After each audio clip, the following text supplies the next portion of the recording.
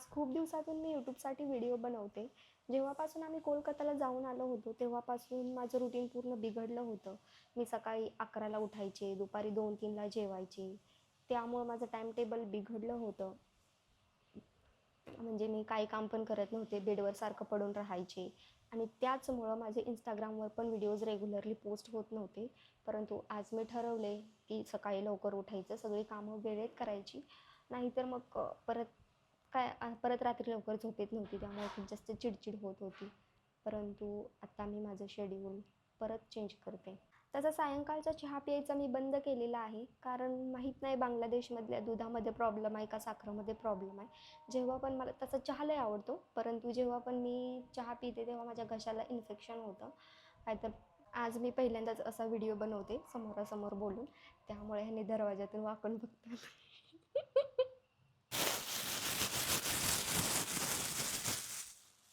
ह्याने येताना मला हे आवळे घेऊन आलेले आहेत. हे एकदम नॅचरल देशी आवळे आहेत. आवळा खाल्ल्याने स्किनमध्ये ग्लो येतो, जसा की माझ्या आला आहे. आता मी स्किनवर काहीही लावलेलं नाही, स्किन केअर पण मी केलेलं नाही, कारण मी उठलेच 11ला. नंतर आम्हाला जेवायला 2 वाजल्या. नंतर आज माझा वटपौर्णिमेचा व्हिडिओ तो व्हॉईस ओव्हर करायचा राहिला होता, तो व्हॉईस ओव्हर केला, टाकला आणि मग लगेच मी हा व्हिडिओ बनवायला चालू केलं यूट्यूबसाठी. आणि मी हे आवळे खाणार आहे आता.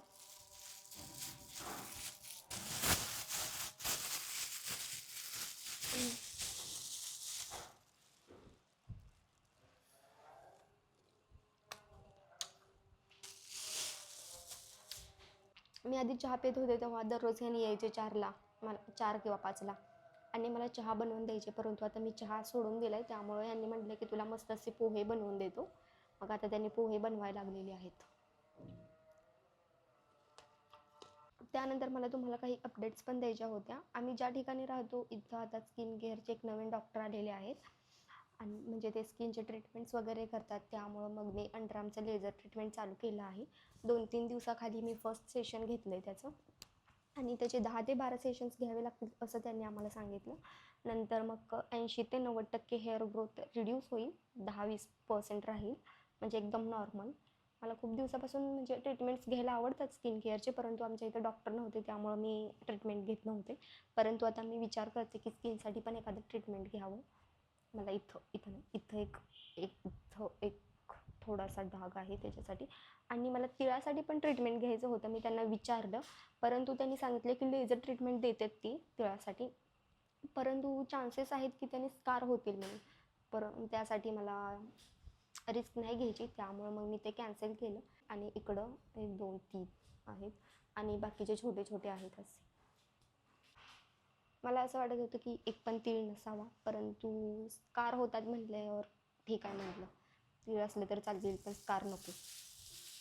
त्याचबरोबर माझ्या ब्रेसेस पण टाईट केलेल्या आहेत आणि माझे सगळे गॅप फिल झालेले आहेत. एक गॅप आधी राहिला होता, तो पण आता पूर्णपणे फिल झालेला आहे. सगळे गॅप म्हणजे क्लोज झालेत आता आणि दात असं लाईनमध्ये आणायला चालू झाले आहेत.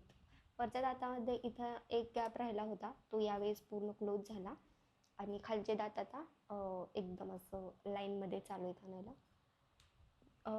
2-3 दिवस झाला मी टाईट करून तारा. दुखत होतं, आज पूर्ण कमी आलं आहे दुखायचं. मला असं काहीच खाता येत नव्हतं, मी भात खायचे फक्त. आम्ही मटण बनवलं होतं, परंतु मला ते पण खाता आलं नाही व्यवस्थित, परंतु आता मी खाऊ शकते. त्याचबरोबर मी तुम्हाला हे पण सांगितलेलं की मी DJIचा माईक घेतला आहे. हा DJI माईक 2 आहे. खूप दिवसापासून मला घ्यायचा होता हाच माईक. मी टेस्ट करून ठेवत होते. सारखं मी यूट्यूबला व्हिडिओ बघायचे. त्याचा आवाज वगैरे कसा येतो, बाकीच्या माईकबरोबर कंपेअर वगैरे करायचे. परंतु थोडा महाग होता, त्यामुळे मी विचार करत होते घ्यायचा का नाही. परंतु आज 4-5 दिवसाखाली मी हा घेतला आहे. म्हणजे मी हा ऑनलाईन मागवला होता, तो आल्यावर मग आम्ही जाऊन आणला तिथून. शॉपमध्ये जाऊन नाही घेतला आम्ही, कारण आम्हाला ढाकाला जावं लागत होतं. डिलिव्हरी अवेलेबल होती, त्यामुळं मग आम्ही ऑनलाईनच ऑर्डर केला. आणि आता पाऊसही लागलेला आहे. आज सकाळी पण आम्ही उठायच्या आधी पाऊस आला होता. 11-12 वाजेपर्यंत पाऊस होता, नंतर थांबला आणि आता पण यायला चालू झाला आहे. इकडं पाऊस खूप जास्त होतो तिकडल्यापेक्षा आणि इकडलं वातावरण पण मस्त आहे. एवढं जास्त गरम होत नाही इकडं. फक्त आय थिंक उन्हाळ्यामध्ये 15 ते 20 दिवस जास्त असं गरम होत असेल, नाहीतर नॉर्मली फॅननं चालून जातं. नाहीतर आपल्या इकडं असं वाटतं की ए सीमध्येच बसून राहावं.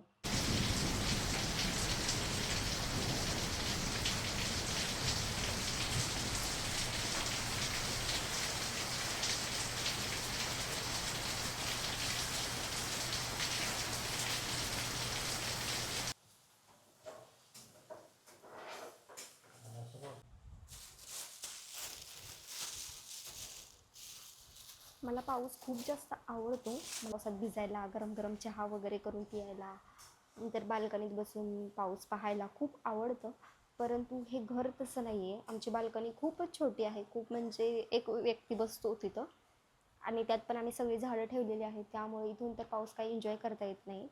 खिडक्या पण आहेत, परंतु त्याला जाळी वगैरे आहे, त्यामुळं ते पण मला ॲक्च्युली हे घर त्यामुळं आवडत नाही. एवढे जास्त घरामध्ये हवा पण येत नाही.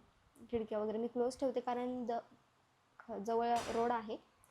धूळ धूळ वगैरे खूप येते इथे, त्यामुळं मी शक्यतो खिडक्या सारख्या बंद ठेवते.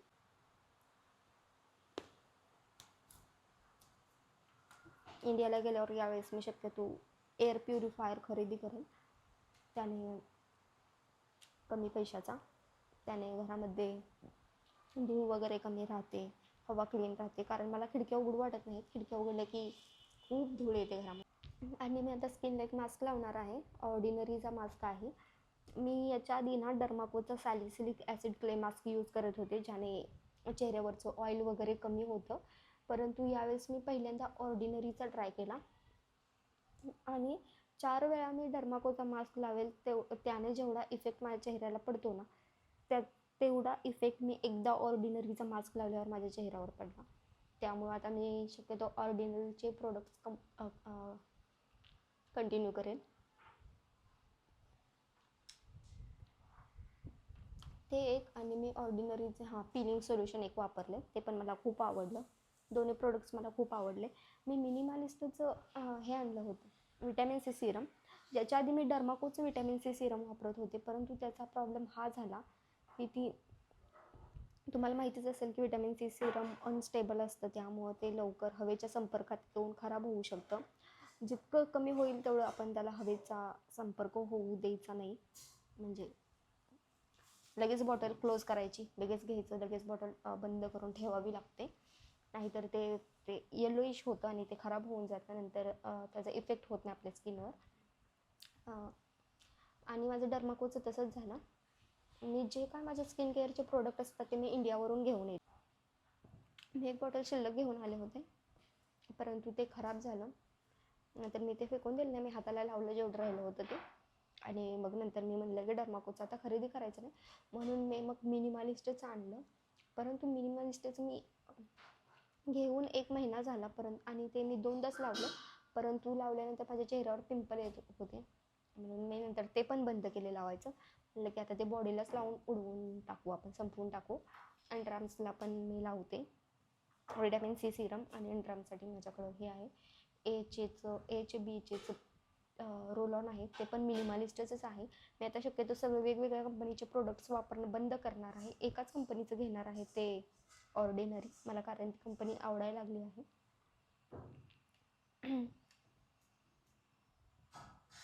आणि मी खूप दिवस झालं आयब्रो पण केले नाहीत. मला आवडत नाही आयब्रो करायला, कारण माझी हेअर ग्रोथ खूप जास्त फास्ट होते.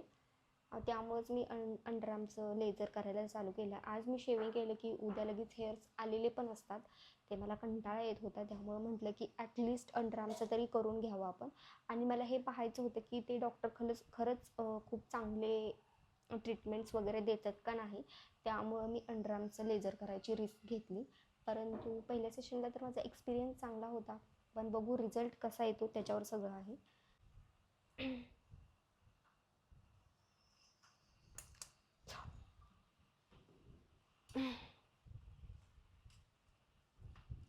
बाबू काय गरम दिले,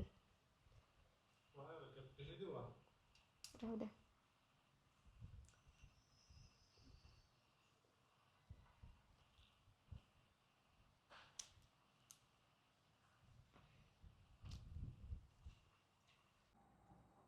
तर आमचे पोहे वगैरे खाऊन झालेले आहेत. ह्यांनी परत शॉपमध्ये गेले, आणि आता मला घरात भरपूर कामं आहेत. मेन म्हणजे 2-3 दिवस झालं मी कपडे धुतलेली नाही आहेत. कारण की शॅम्पू आणि साबण दोन्ही संपलं होतं. मी 2 दिवस झाले ह्यांना सांगत होते, घेऊन या, घेऊन या. परंतु ह्यांच्या काही लक्षात राहत नव्हतं आणि त्यामुळं कपडे धुवायची राहिली.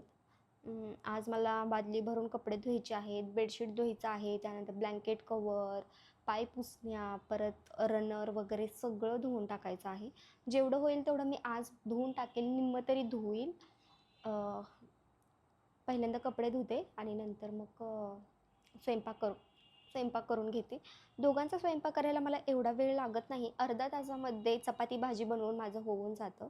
स्वयंपाकाचं एवढं काय टेन्शन नसतं. परंतु कपडे आहेत आणि माझा पाय जास्त उभारलं ना, माझा पाय खूप जास्त टाचा दुखतात. वटपौर्णिमेच्या दिवशी मला खूप पळपळ झाली. त्या दिवशी माझे पाय खूप जास्त दुखत होते. इथं स्वयंपाक उभारून केला किती वेळ, पुरणपोळीचं जेवण बनवलं.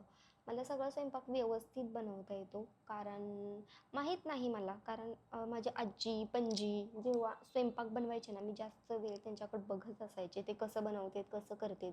मी एवढं चुलीपुढे जाऊन कधी स्वयंपाक केला नाही आहे. मी हॉस्टेलवर राहिली खूप, म्हणजे माझं शिक्षण जास्त करून हॉस्टेलवर झाले. त्यामुळंच मला सणांमध्ये कसं काय केलं जातं एवढं माहिती नाही.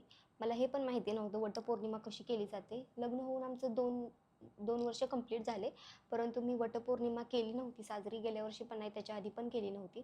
मेन म्हणजे मी फॅमिलीमध्ये राहिलेली नाही आहे, ना माझ्या सासरकडे आणि ना माहेरकडे पण एवढं जास्त नाही राहिली. मी जास्त शिक्षणासाठी बाहेर राहिलेली आहे, त्यामुळं मला माहिती नाही. आणि मला फॅमिलीचा मला सपोर्ट नाही आहे. काहीच कोणाला मी विचारू शकत नाही की काय काय केलं जातं वटपौर्णिमेला. यूट्यूबवर पाहून मला जेवढं काही जमेल तेवढं मी केलं होतं.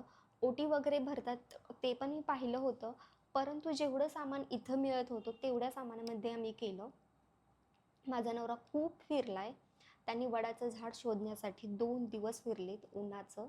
मला माहिती आहे त्याने किती किती सहन केले.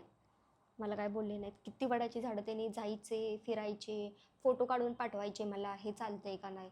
नंतर खूप म्हणजे शोधलं वडाचं झाड मिळतच नव्हतं. एक वडाचं झाड गावलं जे की आश्रममध्ये होतं इथं जवळ. तिथला त्यांनी मला फोटो काढून पाठवला, परंतु ते झाड छोटं होतं. तरी पण जाऊ दे म्हणलं, लोक फोटोमध्ये पण ते करून घेतात काही विधी वगैरे. मग छोटं झाड असलं म्हणून काय झालं, म्हणून ठीक आहे म्हटलं.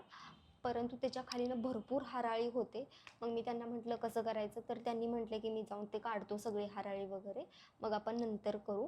आणि ह्यांनी सगळ्यांना ह्यांच्या मित्रांना वगैरे सांगून ठेवलं होतं की आम्हाला पूजा वगैरे करायची आहे, त्यासाठी कुठं वडाचं झाड असेल तर सांगा, बघा म्हणून. मग नंतर ह्यांच्या एका मित्राच्या घराच्या पाठीमागं झाड होतं, परंतु ते शुअर नव्हते की वडाचं आहे का पिंपळाचं आहे म्हणून. मग नंतर तिथे जाऊन त्यांनी बघितलं, मग ते वडाचं होतं. खूप मोठं झाड होतं ते, मी जसं की रीलमध्ये सांगितलं तुम्हाला, 12 फुटाचा नुसता त्याचा खालचा बुंदा होता. मग तिथं गेलो आम्ही नंतर, तिथंच मग आम्ही व्हिडिओ वगैरे काढले, तिथंच पूजा वगैरे केली.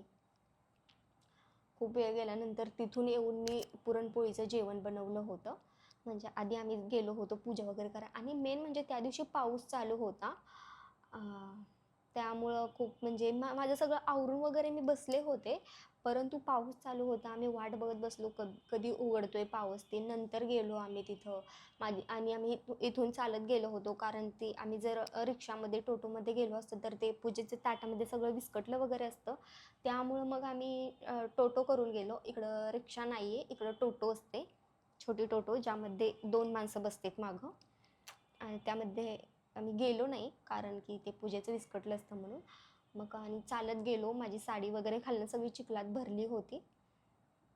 तसंच गेलो आम्ही, तसंच पूजा वगैरे केली. सगळं व्यवस्थित झालं होतं. सगळी पण धावपळ खूप झाली. माझ्यापेक्षा माझ्या नवऱ्याची खूप जास्त धावपळ झाली. खूप त्रास झाला त्यांना. आणि जसं की त्यांना एव्हियनचा इश्यू आहे, त्यांच्या पायाचा प्रॉब्लेम आहे. खूप चालल्यावर एकाच म्हणजे असं मांडी घालून तीन खाली बसल्यावर त्यांचा पाय दुखतो, तरी पण त्यांनी जाऊन एवढं सगळं शोधलं, एवढं सगळं केलं. चला मग आजच्यासाठी आपण एवढंच बस करूया. तुम्हाला जर असे व्हिडिओज यूट्यूबवर आवडत असतील तर मला नक्कीच कमेंटमध्ये सांगा. यूट्यूबवर जास्त लोक यूट्यूबवर व्हिडिओ बघत नाहीत, त्यामुळं मी यूट्यूबवर शक्यतो व्हिडिओ बनवत नाही. इन्स्टावरच माझे व्हिडिओ जास्त बघितले जातात, त्यामुळं मी तिथंच व्हिडिओ बनवते. जर तुम्हाला यूट्यूबवर व्हिडिओ आवडत असतील, तुम्ही पाहत असाल तर कमेंट करा, म्हणजे मला समजेल किती लोक माझे व्हिडिओ बघतात वगैरे, किती लोकांना माझे व्हिडिओ आवडतात यूट्यूबवर. म्हणजे मला पण व्हिडिओ बनवावेसे वाटतील, मला पण इंटरेस्ट येईल. नाहीतर मला नको वाटतं, कारण बघतच नसतात कोण, तर मी कशाला बनवते.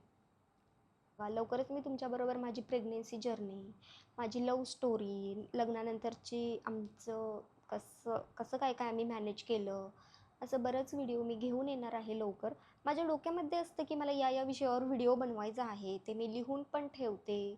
परंतु व्हिडिओ दररोज बनवणं होत नाही. ॲक्च्युली आता गरमीचे थोडेसे दिवस होते ना, त्यामुळं मला आमच्या घरामध्ये AC पण नाही आहे, त्यामुळं मी व्हिडिओ नव्हते बनवत. म्हणजे आठवड्यातून माझे 2-3 व्हिडिओ बनवायचे. चला तर मग व्हिडिओ नको लय मोठा बनवायला. थांबूया इथंच. भेटूया पुढच्या व्लॉगमध्ये. Bye bye.